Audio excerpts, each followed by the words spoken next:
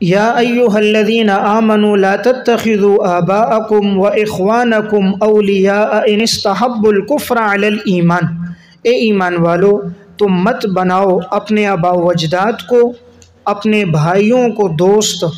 اگر وہ لوگ ایمان پر کفر کو پسند کرتے ہوں۔ وَمَن يَتَوَلَّهُم مِّنكُمْ فَأُولَٰئِكَ هُمُ الظَّالِمُونَ، جو دوستی رکھے گا ان سے تم میں سے، جو دوستی رکھے گا ان سے تم میں سے، فَأُولَٰئِكَ هُمُ الظَّالِمُونَ، پس یہی لوگ ظالم لوگ ہوں گے۔ قُلْ إِن كَانَ آبَاؤُكُمْ وَأَبْنَاؤُكُمْ،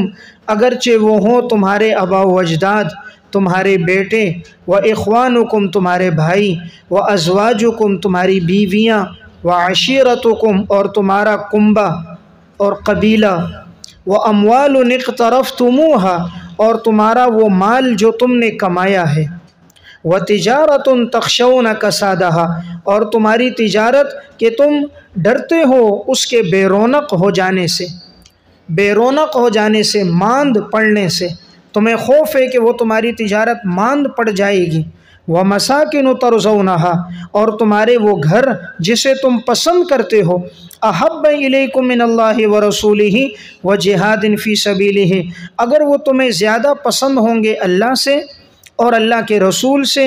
اور اللہ کے راستے میں جہاد کرنے سے، فَتَرَبَّصُوا تو پس تم انتظار کرو، حَتَّى يَأْتِيَ اللَّهُ بِأَمْرِهِ یہاں تک کہ اللہ لے آئے اپنا حکم، واللہ لا يهدي القوم الفاسقین اور اللہ تعالیٰ فاسق قوم کی رہنمائی نہیں کرتا۔ قرآن کریم میں اللہ رب العزت نے 190 مقامات پر ایمان والوں کو خطاب کیا ہے، یہ اس میں سے 50واں نمبر ہے جہاں اللہ تعالیٰ نے ہمیں خطاب کر کے ایک خاص بات کا حکم ارشاد فرمایا۔ وہ خاص حکم کیا ہے کہ اے ایمان والو تم مت دوست بناؤ اپنے آباء و اجداد کو، اپنے بھائیوں کو، اگر وہ لوگ ایمان کے مقابلے میں کفر کو پسند کریں، یعنی اگر تمہارا اپنا خاندان ہو، قبیلہ ہو، تمہارے قریبی رشتہ دار کیوں نہ ہو، لیکن اگر وہ کفر کو پسند کرتے ہیں تم انہیں دوست نہ بنانا۔ وَمَن يَتَوَلَّهُم مِّنكُمْ اور جس نے ان سے دوستی رکھی تم میں سے، فَأُولَٰئِكَ هُمُ الظَّالِمُونَ یقیناً وہی لوگ ظالم لوگ ہوں گے۔ اس لیے کفار کے ساتھ قلبی دوستی رکھنا جائز نہیں ہے، ضرورت کی حد تک کوئی تعلقات رکھتا ہے اور اگر بیع و شراء کرتا ہے تو اس کی ممانعت نہیں ہے، لیکن قلبی محبت، جگری محبت ان کے ساتھ رکھنا اور ان کے ساتھ قلبی تعلق رکھنا اس کی اجازت نہیں ہے۔ ایمان والوں کو جو محبت ہو وہ صرف ایمان والوں سے ہونا چاہیے، اور ان کے لیے آدمی دعا گو رہے کہ اللہ تعالیٰ ان کو ہدایت عطا کرے۔ اللہ رب العزت فرماتے قُلْ إِن كَانَ آبَاؤُكُمْ اگرچہ وہ تمہارے آباء و اجداد ہوں، تمہارے بیٹے ہوں، تمہارے بھائی ہوں، تمہاری بیویاں ہوں اور تمہارا خاندان ہو۔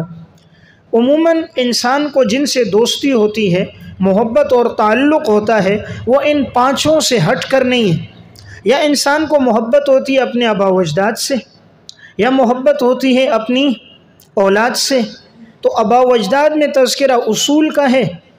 اور ابنا میں تذکرہ فروع کا ہے۔ وَإِخْوَانُكُمْ یا محبت ہوتی ہے اپنے بہن بھائیوں سے،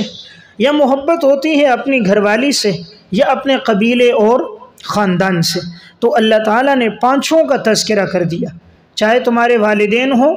یا نمبر 2 تمہاری اولاد ہو، یا نمبر 3 تمہارے بھائی ہوں، یا نمبر 4 تمہاری بیویاں ہوں، یا نمبر 5 تمہارا قبیلہ اور خاندان ہو۔ اور آگے 2 اور چیزوں کا تذکرہ فرمایا، وَأَمْوَالٌ اقْتَرَفْتُمُوهَا یا وہ مال جو تم نے کمایا ہو۔ انسان کو مال سے بھی بڑی محبت ہوتی ہے، تو کہا جو مال تم نے کمایا، وَتِجَارَةٌ تَخْشَوْنَ كَسَادَهَا اور ایسی تجارت کے تمہیں ڈر ہے اس کے بے رونق ہو جانے کا، اس کے ماند پڑ جانے کا، وَمَسَاكِنُ تَرْضَوْنَهَا یا وہ گھر جس سے تمہیں محبت ہے۔ 5 چیزوں کا تذکرہ پہلے فرمایا اور اب 3 چیزوں کا تذکرہ فرمایا۔ انسان کو یا محبت ہوتی ہے مال سے، یا محبت ہوتی ہے تجارت سے، یا محبت ہوتی ہے اپنے گھر سے۔ تو تینوں کا تذکرہ فرمایا۔ وہ مال جو تم نے کمایا، دیکھیں ایک وہ مال ہوتا ہے جو کسی نے ہدیے میں دے دیا،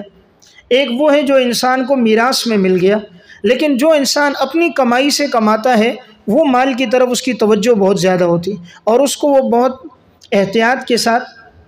خرچ کرتا ہے کہ چونکہ اس نے اپنی محنت سے کمایا ہوتا ہے، اس لیے اشارہ کیا وہ مال جو تم نے محنت سے کمایا، اور تجارت بھی ایسی کہ تمہیں ماند پڑنے کا ڈر ہے۔ ایک تجارت تو وہ ہوتی ہے کہ انسان کو پتہ ہے کہ اگر میں نے ان سے تعلق نہیں بھی رکھا تب بھی میرا کاروبار چل رہا ہے، اور ایک تجارت وہ ہے کہ جن کے ساتھ تعلق ہو رہا ہے وہ کفار کے ساتھ ہے کہ اگر میں نے ان سے تعلق کاٹا تو میری تجارت بالکل ختم ہو جائے گی، لیکن پھر بھی وہ کہتا ہے ختم بھلے ہو جائے لیکن میں اللہ رسول کے احکامات کو پورا کروں گا۔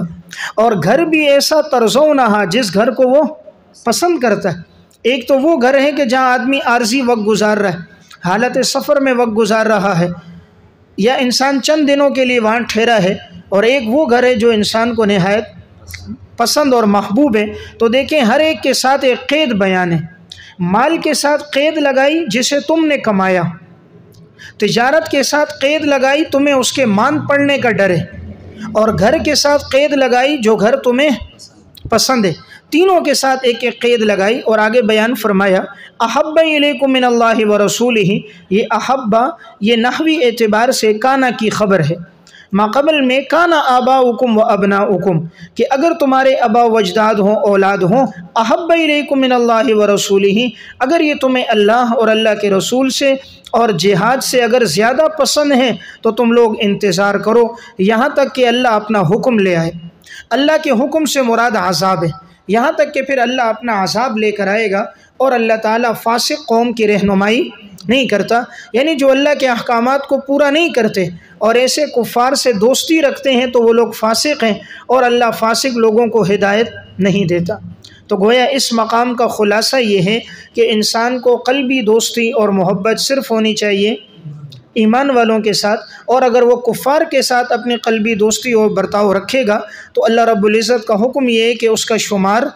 انہی میں سے ہوگا۔ اور اللہ نے 5 رشتے گنوا کر بتایا کہ اگرچہ وہ 5 رشتے کیوں نہ ہو، اور 3 قسم کے اموال کا تذکرہ کر کے فرمایا اگرچہ وہ مال کی 3 قسمیں کیوں نہ ہوں تب بھی تمہیں سب سے زیادہ محبت ہونی چاہیے اللہ اور اللہ کے رسول کے ساتھ، اور جہاد فی سبیل اللہ کے ساتھ۔ اگر یہ تینوں باتیں ہوں گی اللہ تمہیں ترقی دے گا، مستقبل میں عزت دے گا، اور اگر تم نے اس کو پورا نہ کیا تو پھر انتظار کرو، اللہ کا عذاب آنے والا ہے۔